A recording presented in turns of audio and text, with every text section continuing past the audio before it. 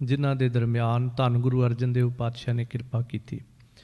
गुरमुख प्यारिਆਂ ने शब्द की व्याख्या करदियां होइयां अर्थां दे दरम्यान बड़ी सोहनी गुरु की एक बात साडे नाल सांझी की कि करता अकाल पुरख जी दे उत्ते टुट जांदा है, वो निमाणियां नूं मान दे दिंदा है। जिस नीच को कोई ना जानै, नाम जपत वो चौं कुंट मानै।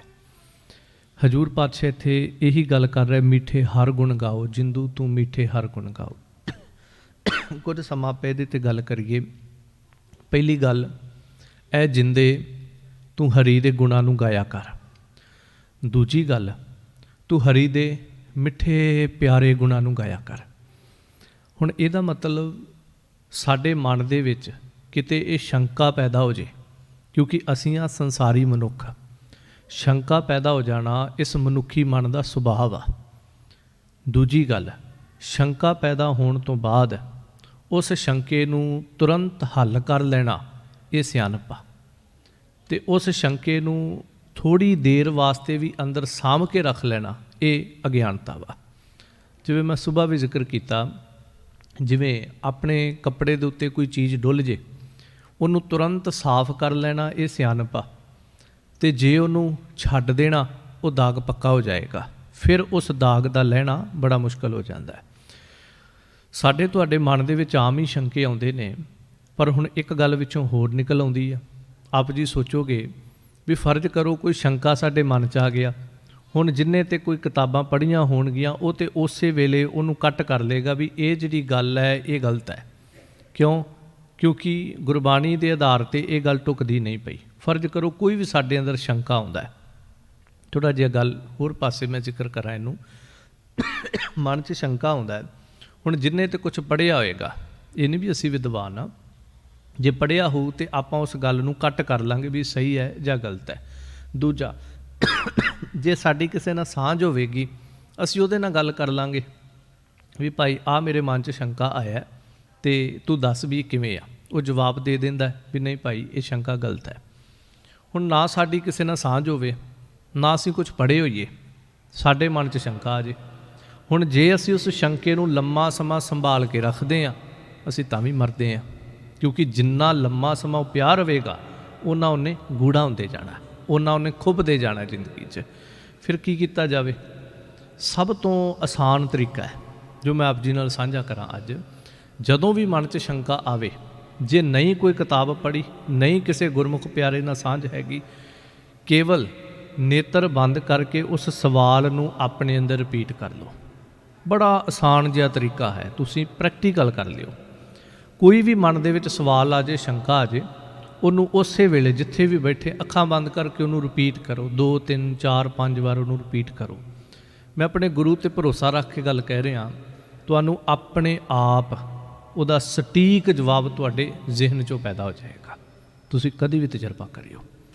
इस करके गल मैं करन लगा सी, मीठे हर गुण गाओ। मन दे विच सवाल आ जाना है भी हरी दे मिठे गुण गा, इहदा मतलब कि उहदे कौड़े गुण भी हुंदे आ। गल तो इत्थे आ जानी ना, जिवें आपां कहिए भी चंगियां चंगियां चीज़ां लियाई, इहदा मतलब माड़ियां भी हुंदियां उत्थे। चंगे चंगे बंदियां नूं आवाज़ मारो, इहदा मतलब माड़े भी होणगे उत्थे। ये शंका बनेगा साडे मन के अंदर। हालांकि बाणी ते शंका नहीं आपां कर रहे, पर असीं आ मनुखी मन, सुभावक संसारी जीव आ, शंका झट पैदा हो जाता साडे अंदर। हुण इहदा थोड़ा जिहा, क्योंकि ये पहली दफ़ा मेरी भी जुबान ते गल पहली बार आई आ, एवें मैं कहां मैं किसी किताब च पढ़ के उतरदा। मैं जिहड़ी गल तुहाडे नाल हुणे शेयर कीती है ना, भी तुसीं उहनूं रिपीट करो, मालक तुहाडे अंदर आंसर देवेगा। हुण की है, मालक दे गुण कौड़े कोई भी नहीं आ, पर गल ये भी आ भी बड़े संसार दे उत्ते ऐसे लोग ने जिहड़े उहदे घर दी, उहदे जीवन दी, उहदी बाणी दी व्याख्या गलत तरीके ना करके, इतिहास नूं गलत तरीके ना पेश करके, या फिर उहदे जीवन नूं गलत तरीके दे नाल पेश करके साडे अंदर औगण भर जांदे। आपां नूं इंज लगदा है रब दे विच भी ये औगण हैगा, इंज लगदा है। कई बार असीं गुरु साहिब दे जीवन विच कोई साखी पढ़ लईए तो आपां कहने हुंदे ये तो गुरमत अनुसार है ही नहीं, ये तो ढुकदी नहीं आ।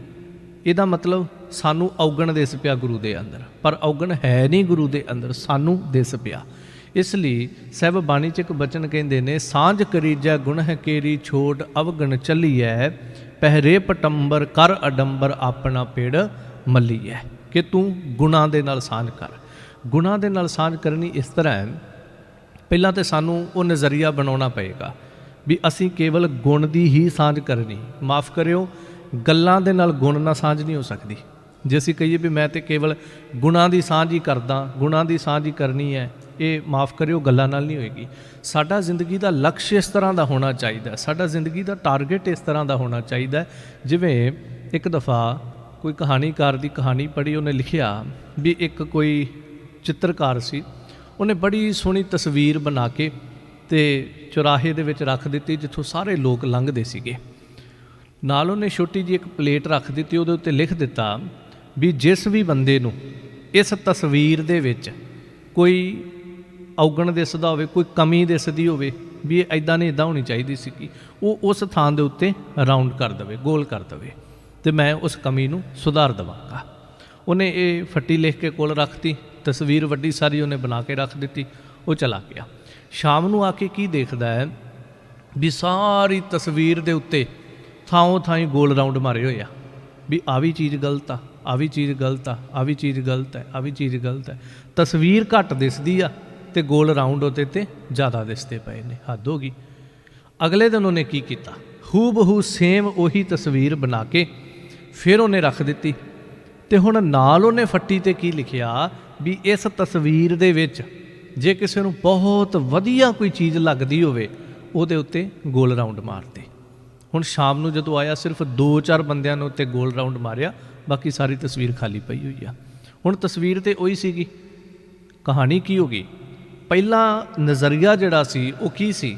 ਅਸੀਂ ਕੇਵਲ ਉਹਨੇ ਫੱਟੀ ਤੇ ਲਿਖਿਆ ਵੀ ਇਹਦੇ 'ਚ ਜਿਹੜੀ ਕਮੀ ਆ ਉਹ ਦੱਸੋ, ਸਾਡਾ ਧਿਆਨ ਕਮੀ ਤੇ ਗਿਆ ਸਿੱਧਾ।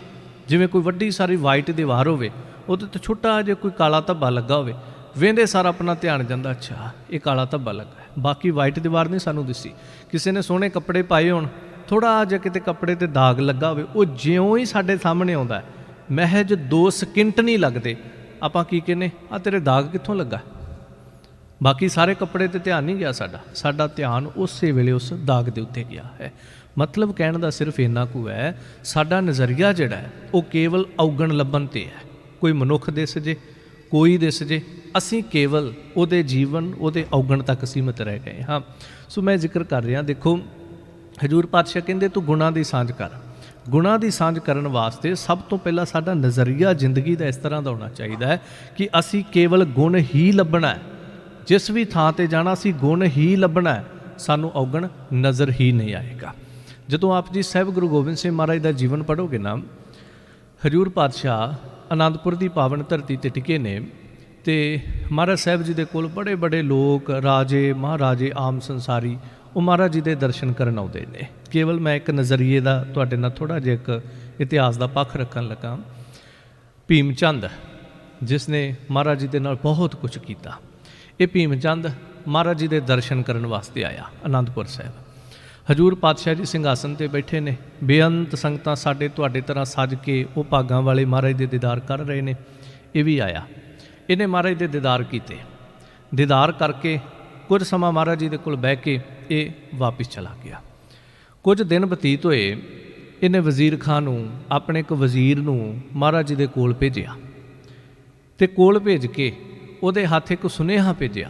ਉਹ ਸੁਨੇਹਾ ਕੀ ਸੀ ਕਿ ਸਤਿਗੁਰੂ ਗੁਰੂ ਗੋਬਿੰਦ ਸਿੰਘ ਸਾਹਿਬ ਮਹਾਰਾਜ, ਇੱਕ ਕਿਰਪਾ ਕਰੋ, ਸਾਡੇ ਘਰ ਦੇ ਵਿੱਚ ਵਿਆਹ ਰੱਖਿਆ ਹੋਇਆ ਤੇ ਅਸੀਂ ਤੁਹਾਡੇ ਕੋਲ ਆਏ ਸੀਗੇ, ਸਾਨੂੰ ਕੁਝ ਚੀਜ਼ਾਂ ਦੀ ਲੋੜ ਆ। ਉਹ ਕਿਹੜੀਆਂ ਕਿਹੜੀਆਂ ਨੇ?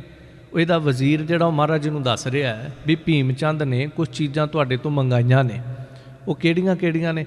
ਮਹਾਰਾਜ, ਇੱਕ ਤਾਂ ਜਿਹੜਾ ਤੁਹਾਡੇ ਸੀਸ ਦੇ ਉੱਪਰ ਸੋਹਣਾ ਛਤਰ ਚੰਦੋਆ ਸਾਹਿਬ ਜਿਹੜਾ ਹੈ, ਇੱਕ ਤਾਂ ਸਾਨੂੰ ਇਹ ਚਾਹੀਦਾ ਹੈ। ਦੂਜਾ ਮਹਾਰਾਜ, ਜਿਹੜਾ ਤੁਹਾਡੇ ਕੋਲ ਪੰਚਕਲਾ ਸ਼ਸਤਰ ਹੈ, ਇੱਕ ਸਾਨੂੰ ਇਹ ਚਾਹੀਦਾ ਹੈ।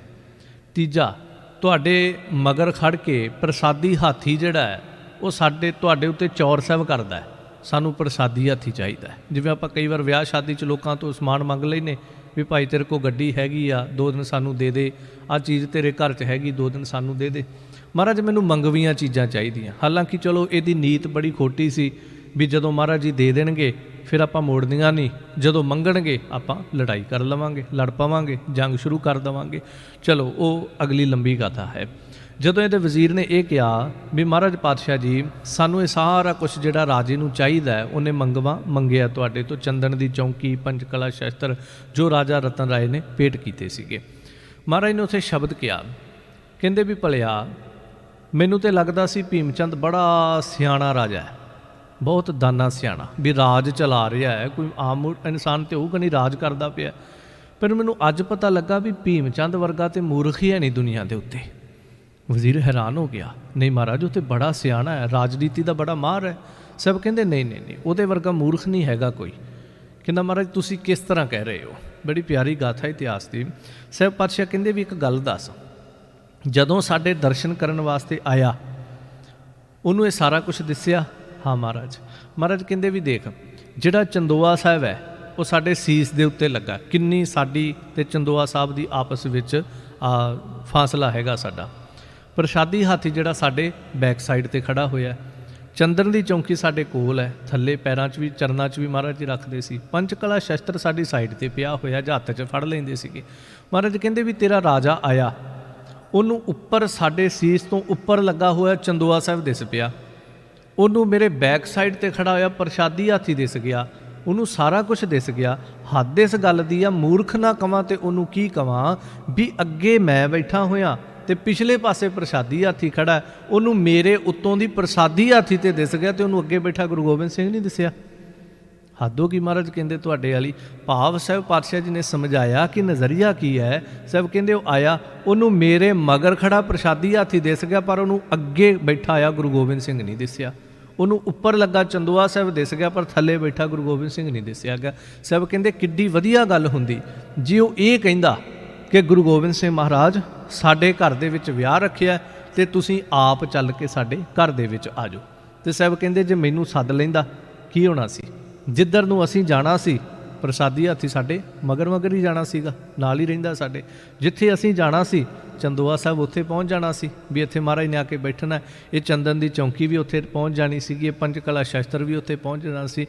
पर एडा वड्डा मूर्ख तेरा राजा, उन्हें सानू ना सद के साडियां वस्तुआं मंग लियां ने, ते जे वो सानू ही सद लैंदा ते सारा कुछ अपने आप ही आ जाना सी।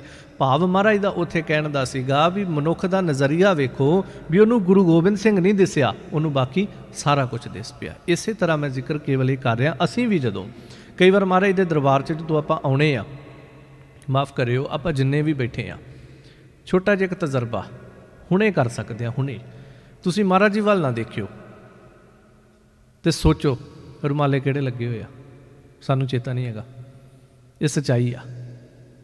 पर सच्चाई ये भी आ असीं जदों आए आ साडा ध्यान कित्थे हुंदा है, ग्रंथी किहड़ा बैठा है, चौर साहब कौन कर रहा है, कौन खड़ा है, कौन बैठा है, कित्थे की हो रहा है।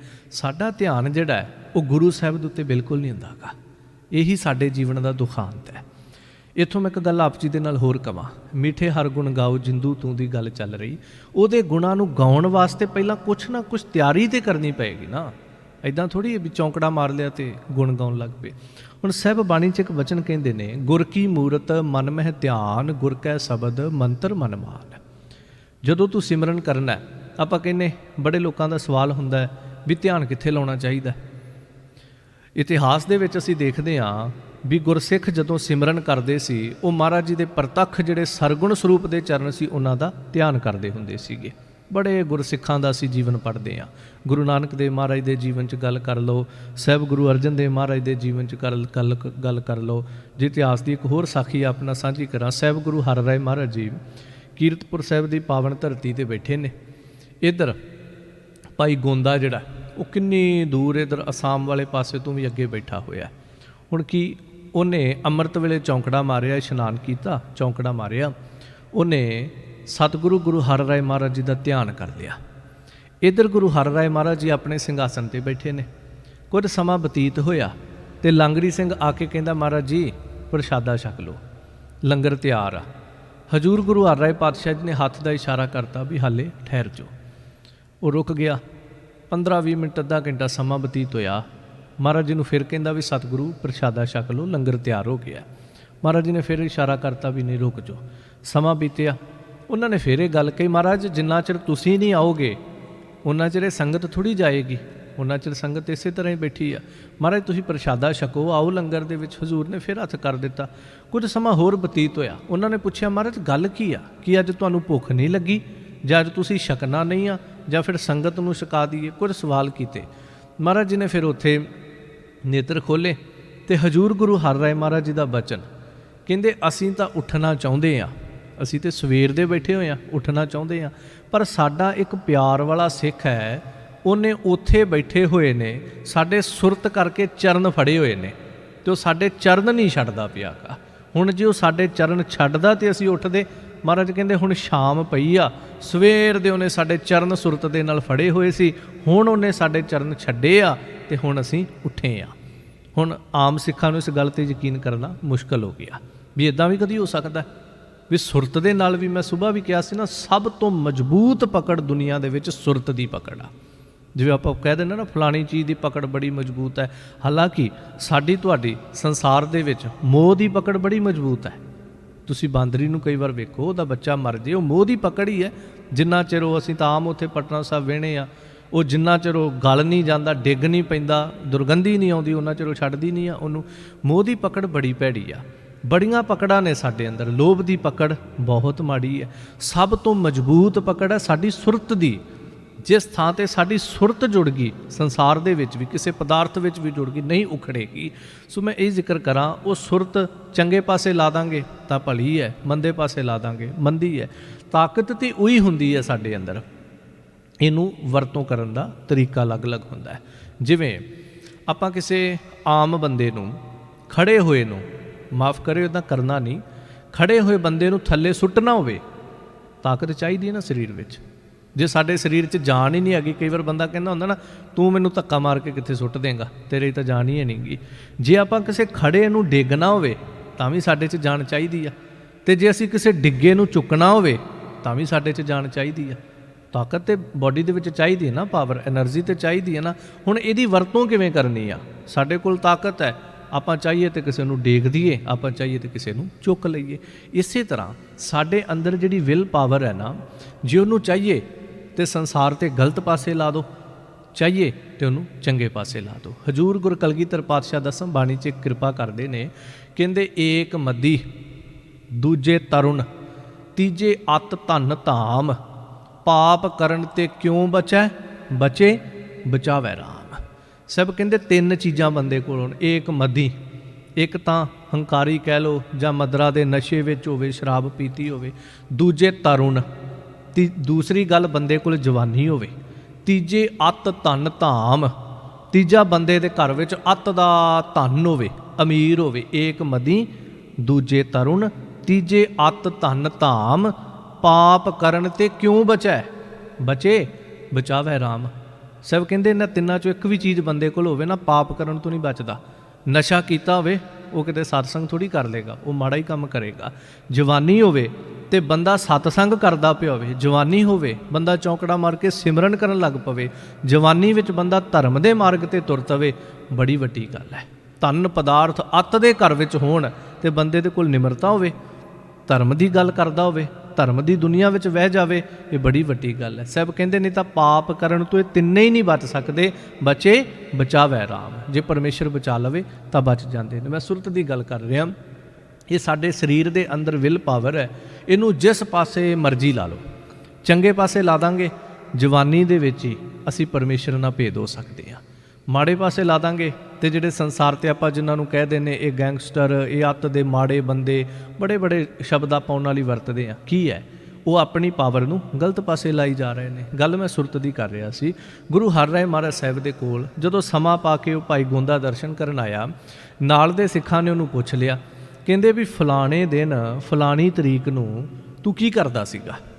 ਉਹਨੇ ਕਿਹਾ ਵੀ ਉਸ ਦਿਨ ਮਹਾਰਾਜ ਦੀ ਕਿਰਪਾ ਵਰਤੀ ਸੀ ਅਤੇ ਮੈਂ ਆਪਣੇ ਘਰ ਦੇ ਵਿੱਚ ਚੌਂਕੜਾ ਮਾਰ ਕੇ ਨਿਤਨੇਮ ਕਰਕੇ ਅਤੇ ਸਮਾਧੀ ਲਾ ਕੇ ਬੈਠਾ ਹੋਇਆ ਸੀਗਾ। ਤੂੰ ਕਿੰਨਾ ਕੁ ਚਿਰ ਬੈਠਾ ਰਿਹਾ? ਸਵਾਲ ਕੀਤਾ, ਉਹਨੂੰ ਦੱਸਿਆ ਨਹੀਂ। ਉਹ ਕਹਿੰਦਾ ਵੀ ਉਸ ਦਿਨ ਮਹਾਰਾਜ ਜੀ ਦਾ ਐਸਾ ਮੇਰੇ 'ਤੇ ਤਰਸ ਵਰਤਿਆ ਵੀ ਮੈਂ ਸਵੇਰ ਅੰਮ੍ਰਿਤ ਵੇਲੇ ਤੋਂ ਬੈਠਾ ਸੀ ਅਤੇ ਮੈਨੂੰ ਸ਼ਾਮ ਪੈ ਗਈ ਸੀਗੀ। ਉਹ ਉਸ ਦਿਨ ਮਹਾਰਾਜ ਦਾ ਤਰਸ ਵਰਤਿਆ। ਫਿਰ ਸਿੱਖਾਂ ਨੂੰ ਯਕੀਨ ਆ ਗਿਆ, ਕਹਿੰਦੇ ਵੀ ਉਸ ਦਿਨ ਨਾ ਗੁਰੂ ਹਰਿ ਰਾਏ ਮਹਾਰਾਜ ਜੀ ਵੀ ਅੰਮ੍ਰਿਤ ਵੇਲੇ ਤੋਂ ਸਿੰਘਾਸਨ ਤੇ ਬੈਠੇ ਸੀ ਤੇ ਮਹਾਰਾਜ ਵੀ ਸ਼ਾਮ ਤੱਕ ਨਹੀਂ ਸੀ ਉੱਠੇਗੇ। ਭਾਵ ਸੁਰਤ ਦੀ ਪਕੜ ਜਿਹੜੀ ਹੈ ਨਾ ਇੰਨੀ ਜ਼ਿਆਦਾ ਮਜ਼ਬੂਤ ਹੁੰਦੀ ਹੈ, ਸੁਰਤ ਕਰਕੇ ਸਾਨੂੰ ਪਕੜ ਕਰਨੀ ਆ ਜਾਵੇ। ਥੋੜ੍ਹਾ ਜਿਹਾ ਹੋਰ ਪਿੱਛੇ ਆਓ ਜਿੱਥੋਂ ਆਪਾਂ ਗੱਲ ਚਲਾ ਰਹੇ ਹਾਂ, ਕਿਉਂਕਿ ਪ੍ਰਕਰਨ 'ਚ ਰਹਿਣਾ ਬੜਾ ਜ਼ਰੂਰੀ ਹੁੰਦਾ ਹੈ। ਗੱਲ ਆਪਾਂ ਕਰ ਰਹੇ ਸੀ ਸਤਿਗੁਰੂ ਪਾਤਸ਼ਾਹ ਜੀ ਦੇ ਚਰਨਾਂ ਦਾ ਧਿਆਨ ਕਰਨ ਦੀ, ਗੁਣ ਲੱਭਣ ਦੀ ਤੇ ਧਿਆਨ ਕਰਨ ਦੀ। ਬਚਨ ਮੈਂ ਆਪ ਜੀ ਨਾਲ ਗੁਰੂ ਕਾ ਸਾਂਝਾ ਕੀਤਾ ਕਿ ਗੁਰ ਕੀ ਮੂਰਤ ਮਨ ਮਹਿ ਧਿਆਨ। ਆਪਾਂ ਰੁਮਾਲਾ ਸਾਹਿਬ ਦੀ ਵੀ ਗੱਲ ਕੀਤੀ, ਥੋੜ੍ਹਾ ਪਿੱਛੇ ਮੈਂ ਤਾਂ ਰਿਪੀਟ ਕਰ ਰਿਹਾ, ਸਾਨੂੰ ਯਾਦ ਆ ਜੇ ਗੱਲ ਚੱਲ ਕਿੱਥੇ ਰਹੀ। ਜਦੋਂ ਆਪਾਂ ਸਿਮਰਨ ਕਰਦੇ ਹਾਂ ਆਪਾਂ ਪੁੱਛਦੇ ਹਾਂ ਧਿਆਨ ਕਿੱਥੇ ਲਾਈਏ ਜੀ। ਪੁਰਾਣੇ ਗੁਰਸਿੱਖ ਤੇ ਮਹਾਰਾਜ ਦੇ ਚਰਨਾਂ ਦਾ ਧਿਆਨ ਕਰਦੇ ਸੀ, ਕਿਉਂਕਿ ਉਹਨਾਂ ਮਹਾਰਾਜ ਦੇ ਦਰਸ਼ਨ ਕੀਤੇ ਹੁੰਦੇ ਸੀ ਸਰਗੁਣ ਸਰੂਪ ਦੇ। ਅਸੀਂ ਤੇ ਮਹਾਰਾਜ ਦੇ ਸਰਗੁਣ ਸਰੂਪ ਦੇ ਦਰਸ਼ਨ ਨਹੀਂ ਕੀਤੇ, ਅਸੀਂ ਧਿਆਨ ਕਿੱਥੇ ਲਾਈਏ? ਆਮ ਜਿਹਾ ਸਵਾਲ ਹੈ ਨਾ, ਸਾਰੇ ਹੀ ਕਰਦੇ ਹੋਵੋਗੇ। ਜਾਂ ਫਿਰ ਸਿਮਰਨ ਕਰਨ ਬੈਠੋ ਤੇ ਆਉਂਦਾ ਹੈ ਨਾ ਦਿਮਾਗ 'ਚ ਵੀ ਧਿਆਨ ਕਿੱਥੇ ਲਾਈਏ ਜੀ। ਅਸਲ ਵਿੱਚ ਇੱਕ ਛੋਟਾ ਜਿਹਾ ਤਰੀਕਾ ਹੈ। ਇਸ ਟਾਈਮ ਅਸੀਂ ਮਹਾਰਾਜ ਦੀ ਹਜ਼ੂਰੀ 'ਚ ਬੈਠੇ ਹਾਂ ਨਾ, ਆਪਾਂ ਸਾਰੇ ਗੁਰੂ ਗ੍ਰੰਥ ਸਾਹਿਬ ਮਹਾਰਾਜ ਦਾ ਦੀਦਾਰ ਕਰੀਏ। ਪਹਿਲਾਂ ਵੀ ਆਪਾਂ ਕੀਤਾ, ਹੁਣ ਵੀ ਕਰੀਏ। ਜਿਵੇਂ ਆਪਾਂ ਇਸ ਸਮੇਂ ਮਹਾਰਾਜ ਜੀ ਜਿਸ ਵੀ ਤਰ੍ਹਾਂ ਬੈਠੇ ਹੋਏ ਨੇ, ਹਾਲਾਂਕਿ ਸਾਨੂੰ ਤਾਂ ਇੰਝ ਹੀ ਲੱਗਦਾ ਵੀ ਮਹਾਰਾਜ ਸਿੰਘਾਸਨ ਤੇ ਪ੍ਰਕਾਸ਼ਮਾਨ ਹੈ, ਪਰ ਹਜ਼ੂਰ ਗੁਰੂ ਗ੍ਰੰਥ ਸਾਹਿਬ ਮਹਾਰਾਜ ਜੀ ਵੀ ਆਸਣ ਲਾਉਂਦੇ ਨੇ, ਆਸਣ ਬਦਲਦੇ ਵੀ ਨੇ। ਕਹਿਣ ਦਾ ਭਾਵ ਮਹਾਰਾਜ ਜੀ ਜਿਸ ਤਰ੍ਹਾਂ ਵੀ ਇਸ ਵੇਲੇ ਸਾਡੀਆਂ ਅੱਖਾਂ ਨੂੰ ਦਿਸ ਰਿਹਾ ਹੈ ਵੀ ਫਲਾਣੇ ਰੁਮਾਲਾ ਸਾਹਿਬ ਲੱਗੇ ਨੇ, ਇਸ ਤਰ੍ਹਾਂ ਲੱਗੇ ਹੋਏ ਨੇ, ਇਸ ਤਰ੍ਹਾਂ ਸ਼ਸਤਰ ਸਜੇ ਹੋਏ ਨੇ, ਇਹ ਸਾਰੀ ਜਿਵੇਂ ਆਪਾਂ ਮੋਬਾਈਲ 'ਚ ਫੋਟੋ ਖਿੱਚਦੇ ਹਾਂ ਨਾ, ਆਪਣੀਆਂ ਅੱਖਾਂ ਦੇ ਵਿੱਚ ਇਸ ਤਸਵੀਰ ਨੂੰ ਤੁਸੀਂ ਕਲਿੱਕ ਕਰ ਲਓ।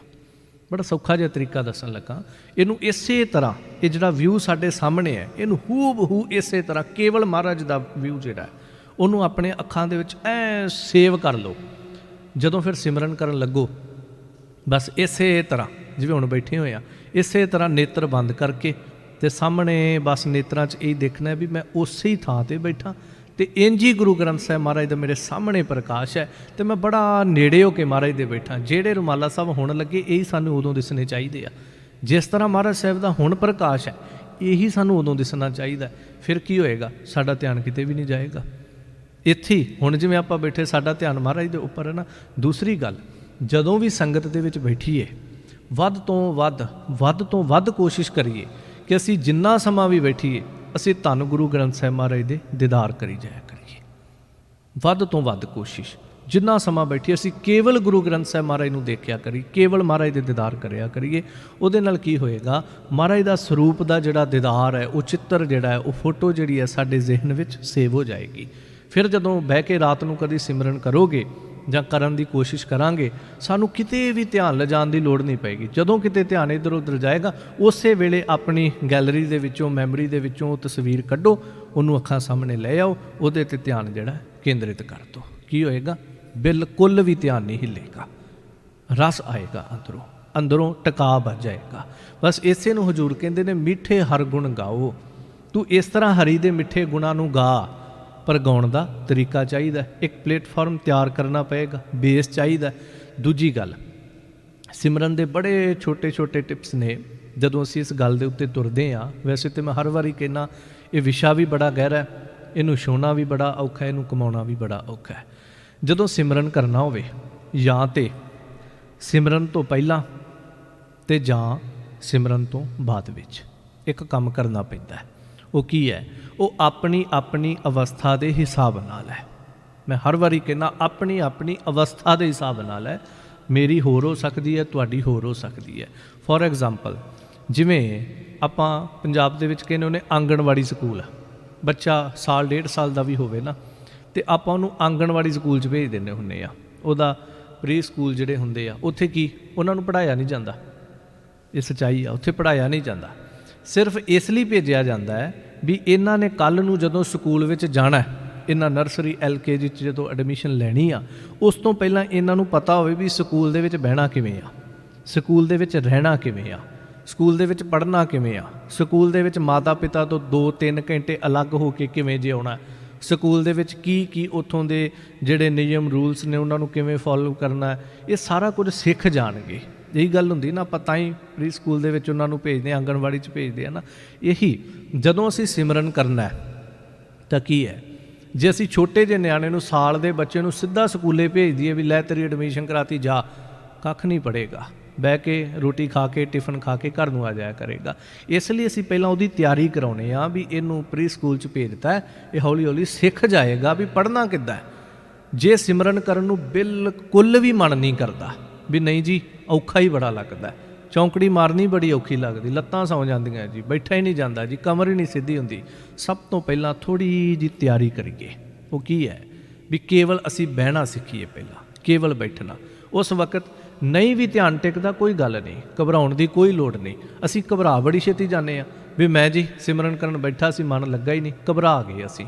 ਨਹੀਂ, ਇਹ ਘਬਰਾਉਣ ਵਾਲੀ ਖੇਡ ਨਹੀਂ ਹੈਗੀ, ਇਹ ਬੜਾ ਸਹਿਜਤਾ ਦਾ ਮਾਰਗ ਹੈ, ਬੜਾ ਸਹਿਜਤਾ ਦਾ ਮਾਰਗ ਹੈ, ਘਬਰਾਉਣਾ ਨਹੀਂ ਇਹਦੇ 'ਤੇ। ਪਹਿਲਾਂ ਕੇਵਲ ਬੈਠਣ ਦੀ ਕੋਸ਼ਿਸ਼ ਕਰੋ। ਜਦੋਂ ਬਾਡੀ ਦੀ ਸਰੀਰ ਦੀ ਸਹਿਜੇ ਸਹਿਜੇ ਥੋੜ੍ਹੀ ਜਿਹੀ ਪ੍ਰੈਕਟਿਸ, ਥੋੜ੍ਹਾ ਜਿਹਾ ਅਭਿਆਸ ਹੋ ਜਾਏਗਾ, ਫਿਰ ਕੀ ਹੋਏਗਾ, ਫਿਰ ਆਪਣਾ ਧਿਆਨ ਜਿਹੜਾ ਹੈ ਇਸ ਮਨ ਦੇ ਉੱਤੇ ਕੋਸ਼ਿਸ਼ ਕਰੋ। ਜਿਵੇਂ ਹੁਣ ਛੇਤੀ ਜਿਹੀ ਇੱਕ ਉਦਾਹਰਨ ਦੇਵਾਂ, ਜਿਵੇਂ ਬੱਚੇ ਨੇ ਖੇਡ ਰਹੇ ਨੇ, ਆਪਾਂ ਕੀ ਕਰਦੇ ਹੁੰਦੇ ਆ, 2-4 ਬੱਚੇ ਇਕੱਠੇ ਰੌਲਾ ਪਾ ਰਹੇ ਹੋਣ, ਆਪਾਂ ਸਾਰਿਆਂ ਨੂੰ ਫੜ ਕੇ ਤਾਂ ਨਹੀਂ ਬਿਠਾ ਸਕਦੇ। ਆਪਾਂ ਪਹਿਲਾਂ ਇੱਕ ਨੂੰ ਸਹੀ ਕਰਦੇ ਹਾਂ, ਇੱਕ ਨੂੰ ਬਿਠਾਉਂਦੇ ਹਾਂ, ਦੂਜੇ ਨੂੰ ਕੰਟਰੋਲ ਕਰਦੇ ਹਾਂ, ਤੀਜੇ ਨੂੰ ਕੰਟਰੋਲ ਕਰਦੇ ਹਾਂ। ਇੰਝ ਹੀ ਹੋਏਗਾ। 2-4 ਚੀਜ਼ਾਂ ਖਿਲਰੀਆਂ ਹੋਣ, ਆਪਾਂ ਇੱਕਦਮ ਤਾਂ ਨਹੀਂ ਸਾਰੀਆਂ ਠੀਕ ਕਰ ਲੈਂਦੇ, ਸਟੈਪ ਬਾਏ ਸਟੈਪ ਹੋਏਗਾ। ਪਹਿਲਾਂ ਇੱਕ, ਫਿਰ ਦੂਜੀ, ਫਿਰ ਤੀਜੀ। ਅਸੀਂ ਜਦੋਂ ਵੀ ਸਿਮਰਨ ਕਰ ਰਹੇ ਹਾਂ, ਇਸ ਮਾਰਗ 'ਤੇ ਚੱਲ ਰਹੇ ਹਾਂ, ਜਾਂ ਤਾਂ ਅਸੀਂ ਜਿਹੜਾ ਕੰਮ ਤੀਜੇ ਨੰਬਰ 'ਤੇ ਕਰਨਾ ਉਹਨੂੰ ਪਹਿਲੇ 'ਤੇ ਕਰਦੇ ਹਾਂ, ਇਹ ਗਲਤੀ। ਜਾਂ ਫਿਰ ਕੀ ਕਰ ਰਹੇ ਹਾਂ, ਅਸੀਂ ਚਾਹੁੰਦੇ ਹੀ ਸਾਰਾ ਕੁਝ ਹੀ ਇਕੱਠਾ ਕਰ ਲਈਏ, ਇਹ ਵੀ ਗਲਤੀ ਹੈ। ਭਾਵ ਸਿਰਫ ਮੈਂ ਇੰਨਾ ਕੁ ਆਪ ਜੀ ਨਾਲ ਕਹਿ ਰਿਹਾ ਵੀ ਦੇਖੋ, ਸਿਮਰਨ ਕਰਨ ਤੋਂ ਪਹਿਲਾਂ ਸਾਨੂੰ ਆਪਣੇ ਸਰੀਰ ਨੂੰ ਪਹਿਲਾਂ ਸਾਧਨਾ ਹੈ, ਪਹਿਲਾਂ ਸਰੀਰ ਨੂੰ ਥੋੜ੍ਹਾ ਜਿਹਾ ਕੰਟਰੋਲ ਵਿੱਚ ਕਰਕੇ ਰੱਖਣਾ। ਮੰਨ ਲਓ ਜੇ ਸਾਡੇ ਇੰਦਰੀ ਸਾਡੇ ਕੰਟਰੋਲ 'ਚ ਨਹੀਂ ਹੈਗੇ, ਸਿਮਰਨ ਕਰਦਿਆਂ ਮਾੜਾ ਜਿਹਾ ਕਿਤੇ ਜ਼ੁਬਾਨ ਦਾ ਰਸ ਪੈਦਾ ਹੋ ਗਿਆ, ਉਸੇ ਵੇਲੇ ਖਾਣ ਤੁਰ ਪਏ, ਜੀ ਕੀਤਾ ਵੀ ਅੱਖਾਂ ਖੋਲ੍ਹ ਲਈਏ, ਹੁਣ 2 ਮਿੰਟ ਹੋ ਗਏ ਨੇ, ਅੱਖਾਂ ਖੋਲ੍ਹ ਕੇ ਵੇਖ ਲਈਏ, ਬੜਾ ਔਖਾ ਹੈ। 2 ਮਿੰਟ ਅੱਖਾਂ ਬੰਦ ਕੀਤੀਆਂ ਹੋ ਗਿਆ, ਪਤਾ ਨਹੀਂ ਦੁਨੀਆ ਹੀ ਨਾ ਬਦਲ ਗਈ ਹੋਵੇ ਕਿਤੇ 2 ਮਿੰਟਾਂ ਦੇ ਵਿੱਚ, ਬੜਾ ਔਖਾ ਹੈ। ਉਹ ਜਦੋਂ ਸਾਡਾ ਆਪਣੇ ਇੰਦਰੀਆਂ 'ਤੇ ਕੰਟਰੋਲ ਹੋ ਜਾਏਗਾ ਨਾ, ਵੀ ਕੋਈ ਗੱਲ ਨਹੀਂ, ਜੇ 2 ਮਿੰਟ ਨਹੀਂ ਖੋਲ੍ਹੀਆਂ, ਜੇ 10 ਮਿੰਟ ਹੋਰ ਵੀ ਮੈਂ ਨਹੀਂ ਖੋਲਾਂਗਾ, ਫਿਰ ਕਿਹੜਾ ਆਸਮਾਨ ਥੱਲੇ ਡਿੱਗ ਪੈਣ ਲੱਗਾ। ਪਰ ਕੰਟਰੋਲ ਕਰਨਾ ਪੈਂਦਾ, ਨਹੀਂ ਹੁੰਦਾ ਗਾ, ਬੜਾ ਔਖਾ ਹੈ।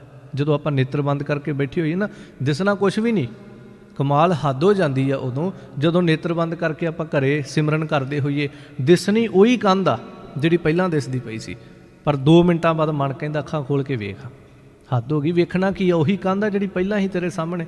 ਤੇ ਜੇ ਤੂੰ ਮਨ ਨੂੰ ਸਮਝਾ ਲੇ ਵੀ ਮਨਾ ਅੱਧਾ ਘੰਟਾ ਨਹੀਂ ਵੀ ਅੱਖਾਂ ਖੋਲ੍ਹੇਗਾ ਤੇ ਕੁਛ ਨਹੀਂ ਹੋ ਚੱਲਾ, ਬੰਦ ਕਰੀ ਰੱਖ, ਹੋ ਸਕਦਾ ਅੰਦਰ ਕੁਛ ਨਾ ਕੁਛ ਝਲਕਾਰਾ ਮਿਲ ਜੇ।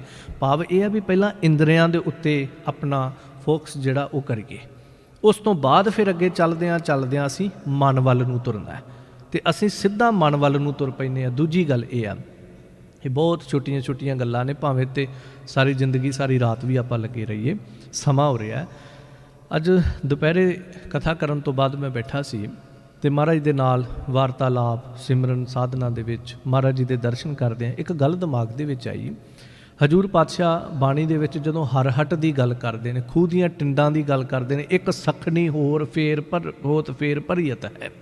ਉੱਥੇ ਕੀ ਹੁੰਦਾ ਹੈ, ਜਿਨ੍ਹਾਂ ਨੇ ਖੂਹ ਚੱਲਦੇ ਵੇਖੇ ਹੋਣੇ ਆ, ਉਹ ਟਿੰਡਾਂ ਘੁੰਮਦੀਆਂ ਨੇ, ਘੁੰਮੀ ਜਾ ਰਹੀਆਂ ਨੇ।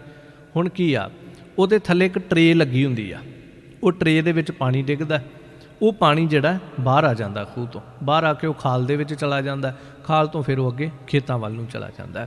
ਛੋਟੀ ਜਿਹੀ ਮਨ ਦੇ ਵਿੱਚ ਇੱਕ ਉਦਾਹਰਨ ਆਈ ਵੀ ਇਹ ਸੱਚਾਈ ਆ, ਜੇ ਅਸੀਂ ਖੂਹ ਚਲਾ ਦਈਏ, ਟਿੰਡਾਂ ਖੂਹ ਦੇ ਵਿੱਚੋਂ ਪਾਣੀ ਦੀਆਂ ਭਰ ਕੇ ਆਈ ਜਾਣ, ਪਰ ਉਹਦੇ ਥੱਲੇ ਟਰੇ ਨਾ ਲਾਈ ਹੋਵੇ, ਜਿਨ੍ਹਾਂ ਨੇ ਖੂਹ ਚੱਲਦੇ ਵੇਖੇ ਉਹਨਾਂ ਨੂੰ ਪਤਾ, ਟਰੇ ਨਾ ਲਾਈ ਹੋਵੇ ਅੱਗੇ, ਉਹ ਕੀ ਹੋਏਗਾ, ਪਾਣੀ ਭਰੀ ਵੀ ਜਾਏਗਾ ਪਰ ਵਾਪਸ ਖੂਹ 'ਚ ਡਿੱਗੀ ਜਾਏਗਾ। ਜਿੰਨਾ ਚਿਰ ਮਰਜ਼ੀ ਬਲਦ ਗੇੜੀ ਜਾਓ, ਉਹ ਪਾਣੀ ਭਰੀ ਜਾਣਗੀਆਂ ਟਿੰਡਾਂ, ਖੂਹ 'ਚ ਡਿੱਗੀ ਜਾਣਗੀਆਂ, ਭਰੀ ਜਾਣਗੀਆਂ, ਖੂਹ 'ਚ ਡਿੱਗੀ ਜਾਣਗੀਆਂ, ਬਾਹਰ ਖੇਤ ਸੁੱਕੇ ਦਾ ਸੁੱਕਾ ਹੀ ਰਹਿ ਜਾਣਾ ਵਾ। ਇਸ ਲਈ ਉਹਨਾਂ ਦੇ ਥੱਲੇ ਇੱਕ ਟਰੇ ਲਾਉਣੀ, ਉਹ ਨਾਲੀ ਜੀ ਬਣਾਉਣੀ ਜ਼ਰੂਰੀ ਹੋ ਜਾਂਦੀ ਆ।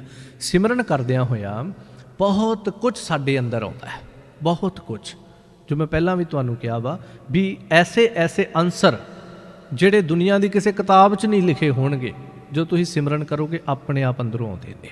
ਉਹ ਕੀ ਹੈ, ਜੇ ਤਾਂ ਅਸੀਂ ਉਹ ਟਰੇ ਵਾਲਾ ਕੰਮ ਕਰ ਲਿਆ ਵੀ ਜੋ ਸਾਡੇ ਜ਼ਿਹਨ ਵਿੱਚ ਆਇਆ ਉਹਨੂੰ ਉਸੇ ਵੇਲੇ ਬਾਹਰ ਕਰ ਲਿਆ, ਭਾਵ ਸੇਵ ਕਰ ਲਿਆ, ਉਹਨੂੰ ਆਪਣੇ ਸਰੀਰ ਰੂਪੀ, ਜ਼ਿੰਦਗੀ ਰੂਪੀ ਕਿਆਰੇ ਦੇ ਵਿੱਚ ਛੱਡਤਾ, ਫਿਰ ਤਾਂ ਉਹਨੇ ਕੋਈ ਨਾ ਕੋਈ ਸੁਧਾਰ ਕਰ ਦੇਣਾ, ਉਹਨੇ ਸੁੱਕੀ ਖੇਤੀ ਹਰੀ ਕਰ ਦੇਣੀ। ਅਤੇ ਜੇ ਅਸੀਂ ਸਿਮਰਨ ਕਰੀ ਜਾ ਰਹੇ ਹਾਂ, ਅੰਦਰ ਕੁਛ ਪ੍ਰਾਪਤੀ ਵੀ ਹੋ ਰਹੀ ਆ, ਕੁਛ ਝਲਕਾਰਾ ਵੀ ਪੈ ਰਿਹਾ, ਕੁਝ ਟਿਕਾਓ ਵੀ ਬਣ ਰਿਹਾ, ਕੁਝ ਖਿੱਚ ਵੀ ਬਣ ਰਹੀ ਆ, पर उन्होंने असीं बाहर नहीं लिया रहे, अंदरे अंदर बनी जा रहे, अंदरे अंदर ही खत्म होई जा रहा, ਉਹਦਾ भी कोई फायदा नहीं, लाहा नहीं प्राप्त ਹੁੰਦਾ।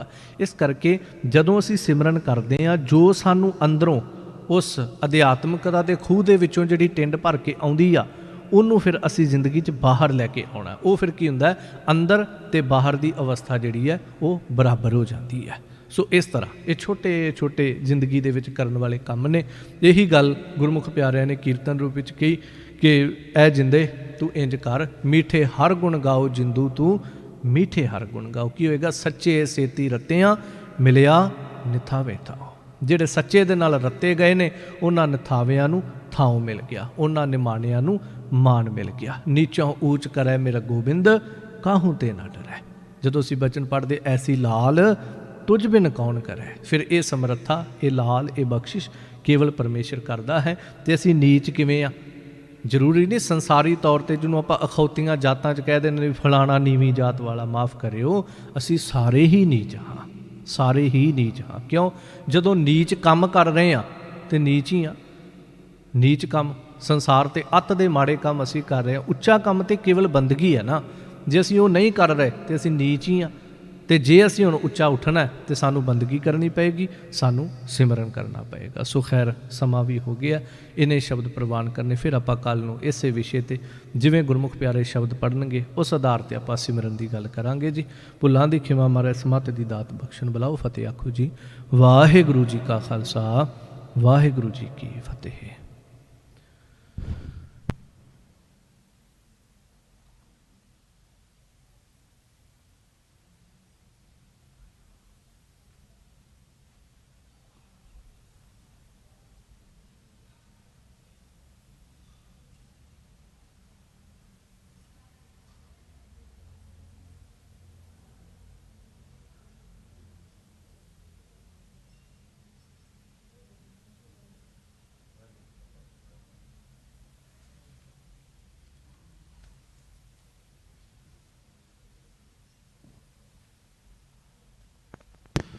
ਵਾਹਿਗੁਰੂ ਜੀ। ਮਿੱਠ ਬੋਲੜਾ ਜੀ, ਹਰ ਸੱਜਣ ਸੁਆਮੀ ਮੂਰਾ, ਹਉ ਸੰਮਲ ਥਕੀ ਜੀ,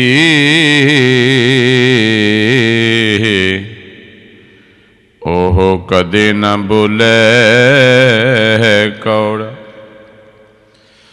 ਸੋ ਕਹੋ ਟਲ ਗੁਰ ਸੇਵੀਐ,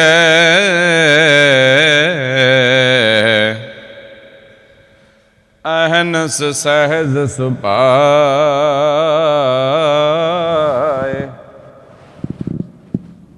ਦਰਸ਼ਨ ਪਰਸੈ ਗੁਰੂ ਕੈ,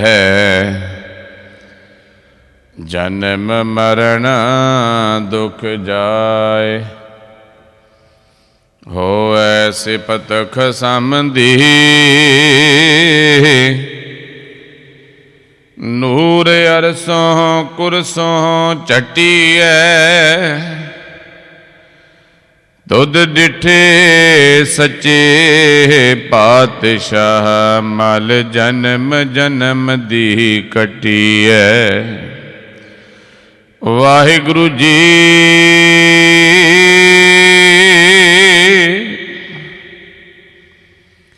ਧਨਾਸਰੀ ਮਹਲਾ ਪੰਜਵਾ।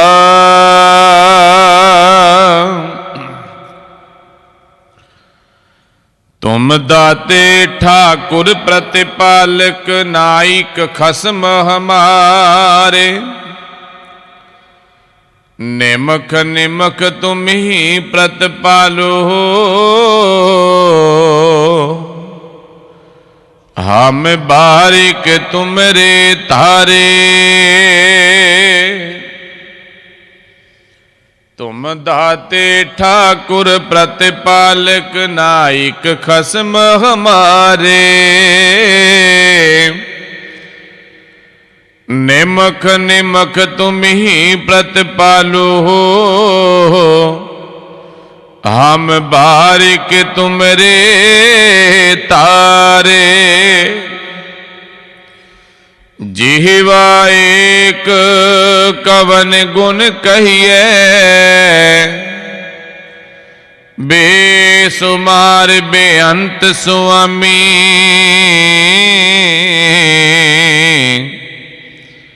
तेरो अंत न किन्हीं लहिए रहाओ।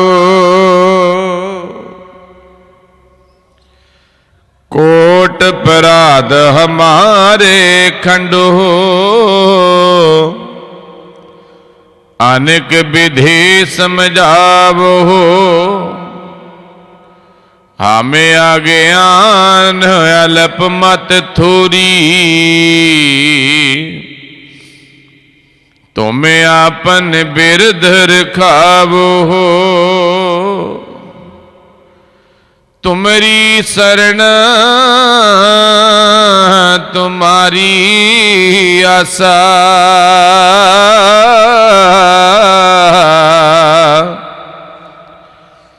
तुम ही सजन सुहेले। राखो हो राखन हार दयाला, नानक करके गोले। तुम्हारी शरण तुम्हारी आशा,